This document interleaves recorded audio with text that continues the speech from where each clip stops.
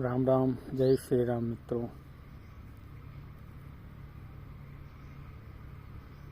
आज एक बहुत ही महत्वपूर्ण विषय जो निरंतर चर्चा का विषय बना हुआ है, और ऐसा मुझे लगता है कि इस विषय पर हमें जागरूक होना चाहिए, आपस में चर्चा करनी चाहिए, अपने परिवार में, अपने समाज में, अपने लोगों में।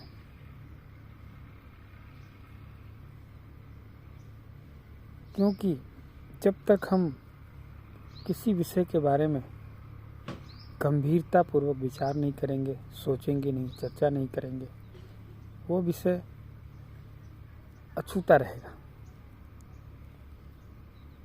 और कहीं ना कहीं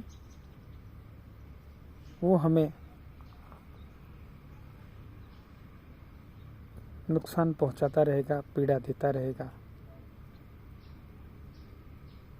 तो इसी संदर्भ में एक जो आजकल चर्चा का विषय बना हुआ है कि दिल्ली के वहशी आफ्ताब अमीन पूनावाला के हाथों श्रद्धा बालकर की बर्बर तरीके से हत्या का मामला सामने आने के बाद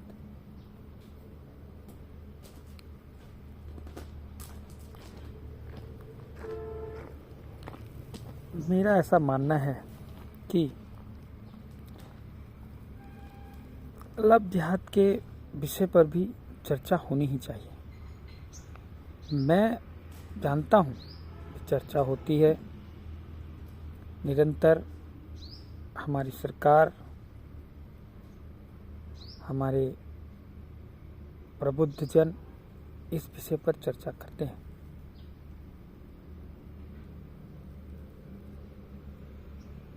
लेकिन जहाँ तक हम बात करें इस अमीन पूनावाला और श्रद्धा बालकर के केस की बात करें, तो इसमें लव जिहाद का कोई स्पष्ट संकेत तो नहीं है, लेकिन फिर भी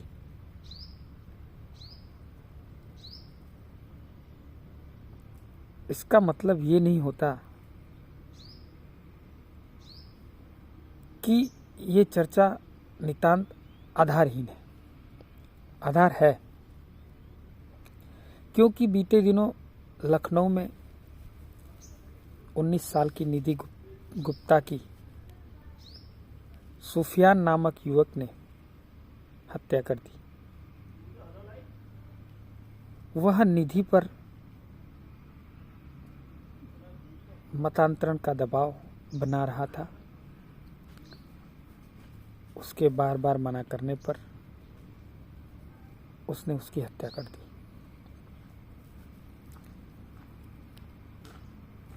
और उसे चौथी मंजिल से धक्का देकर नीचे फेंक दिया। लखनऊ की घटना के बाद हम बात करें तो कटिहार बिहार की जूली नाम की युवती ने पुलिस में शिकायत की कि उसने तिलक लगाने वाले, ध्यान दीजिएगा मित्रों, तिलक लगाने वाले जिस राज से शादी की थी, वह राज नहीं बल्कि तौकीर राजा निकला। अब वह उस पर इस्लाम कबूल करने का दबाव बना रहा है।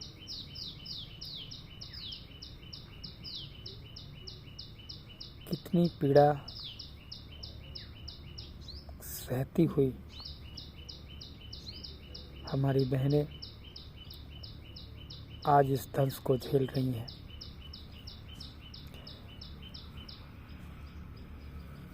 अब आप ही बताएं, ऐसे मामलों को लव जिहाद की संज्ञा दी जाए या नहीं। लेकिन हम बात करें पूरे भारत की, केरल से लेकर कन्याकुमारी तक ऐसे मामलों की गिनती करना कठिन है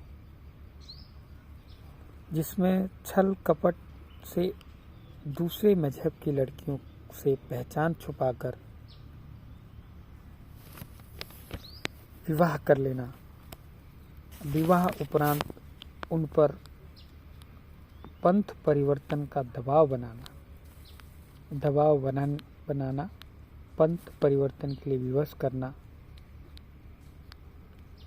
कुछ राज्यों में ऐसे मामलों की गिनती की जा सकती है। जैसे हम बात करें उत्तर प्रदेश में नवंबर 2020 में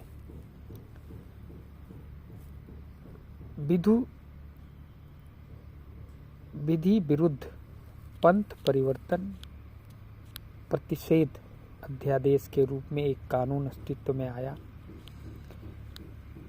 उस कानून के अस्तित्व में आने के बाद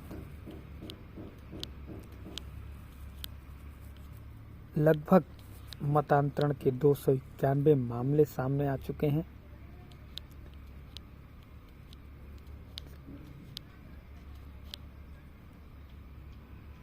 दो 210 मामले ऐसे हैं जिन पर आरोप पत्र दायर हो चुका है।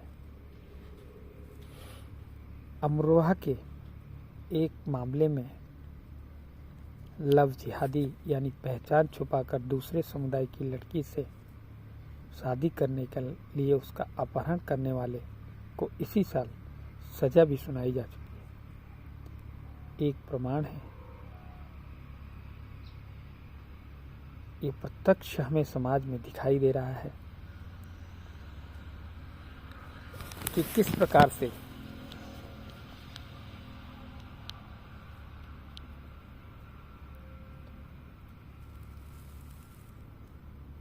ये मतांतरण का खेल, ये षड्यंत्र हमारे राष्ट्र को खोखला करने में लगा हुआ है। ऐसे ही कुछ मामले जिनकी चर्चा राष्ट्रीय स्तर पर की जा चुकी है, उसमें एक मामला बल्लभगढ़ हरियाणा का आता है। यहाँ निकिता तोमर के कथित प्रेमी तौफीक ने उसकी इसलिए गोली मारकर हत्या कर दी कि वह इस्लाम स्वीकार करने के लिए तैयार नहीं थी।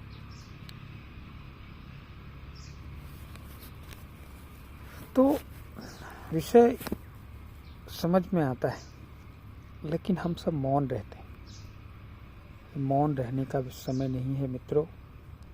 हमें जागरूक होना है, जागृति फैलानी है।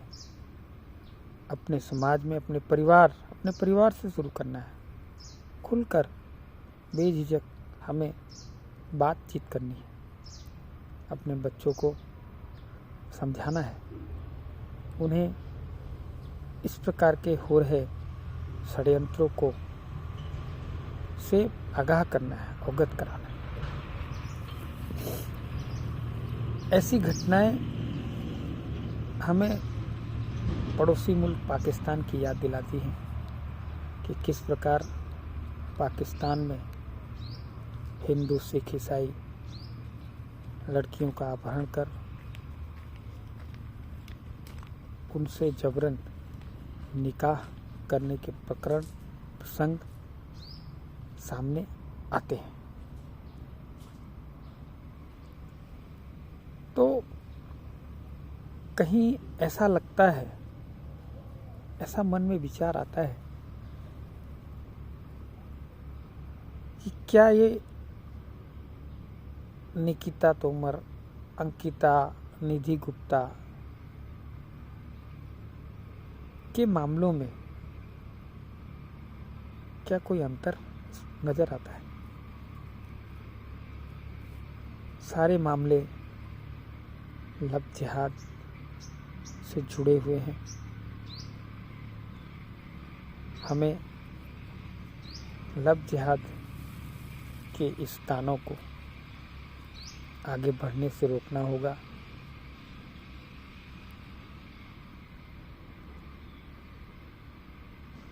प्रयास करना होगा। हम अपने स्तर तक जितना भी कर सकते हैं सोशल मीडिया के माध्यम से अपने परिवार में क्या गोष्ठी करके अपने गांव, अपने समाज के लोगों के साथ बीच में बैठकर एक नुक्कड़ सभा के रूप में हम जन जागृति ला सकते हैं।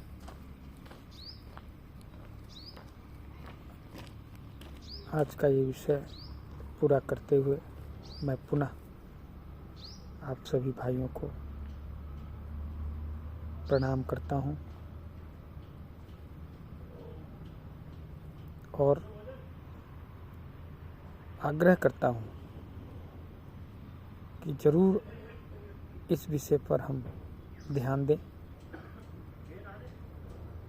निश्चय ही हम इस लव जिहाद रूपी दानों को खत्म करने में सफल होंगे। सरकारें अपना काम कर रही हैं, सरकारें कानून बना रही हैं, निरंतर नए कठोर से कठोर कानून बनाए जा रहे हैं, अपराधियों को सजा मिल रही है। लेकिन जन जागरूकता बहुत ज़रूरी है मित्रों। मैं ज़्यादा कुछ ना कहूँगा, इसी के साथ अपनी बात को यहीं समाप्त करते हुए आप सबको जय श्री राम, राम राम।